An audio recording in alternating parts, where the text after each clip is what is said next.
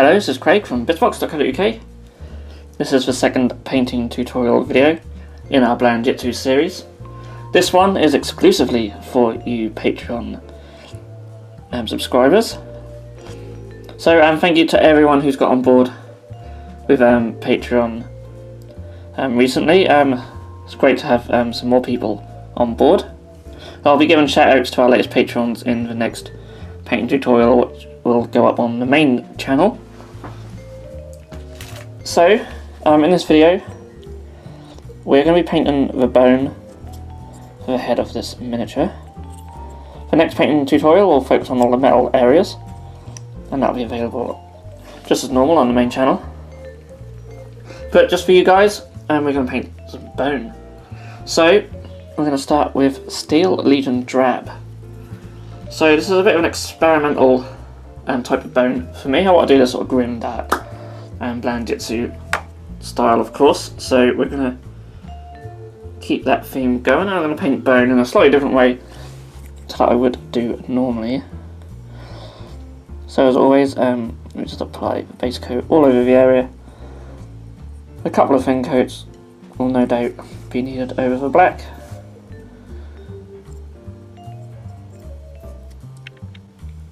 Okay, so now we're going to add some shade to the miniature. Now we're going to take some Agrax shade. So I'm going to apply this in all of the recesses. I'm not thinning it out, I'm just going to slop it straight in there. Now the beauty of this sort of Blanchitsu, you don't have to be too neat. I'm also just going to tint the surface of the flat areas. This will give us some nice dark shadows to work with. So let's give that plenty of time to dry, and then we can start with highlights. Okay, so now the shade is dried. See, it's got this really nice dark brown appearance to it. So it's now time to highlight it, and I'm going to highlight it by dry brushing to sort of keep that really sort of grimy Blanchitsu style. So I'm going to take some Carrick Stone. I'm using it straight out of the pot, but I'm going to dry brush with it. So I'm just taking my medium dry brush. And then it's going to be a fairly heavy dry brush over the area. Make sure I get all these raised areas. And of course, being careful I don't get anything on the areas I've already painted.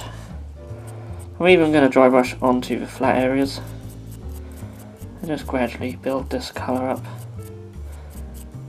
As you see, it sort of leaves this nice sort of textured look, which is perfect for Blanchitsu style painting. And then we just go around to the other side as well.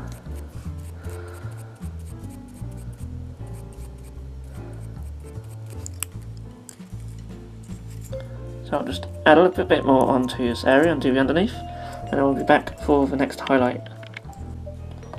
So next we're going to take some Ushabti bone, and this is also going to be dry brushed, and this is our next highlight. So this time I'm just going to be a bit lighter with the dry brushing.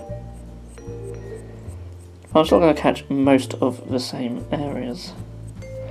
When it comes to the top, just going to dry brush more across this top area and the edges.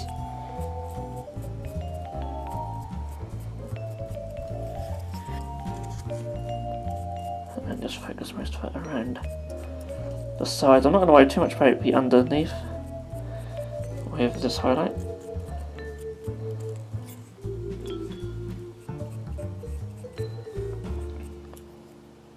Okay, so I'm going to add just one more final highlight, and then the bone area will be complete. So next we are going to take some pallid witch flesh.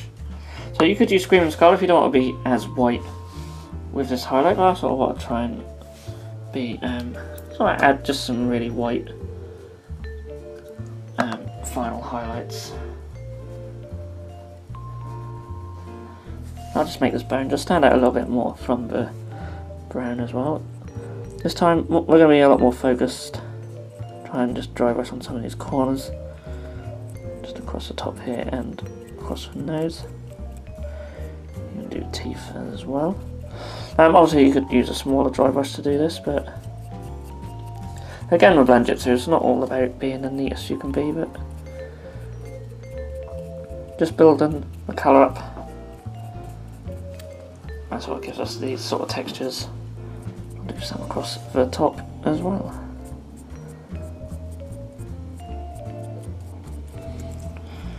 And that is essentially that. Just quick and easy really, just with the dry brushing.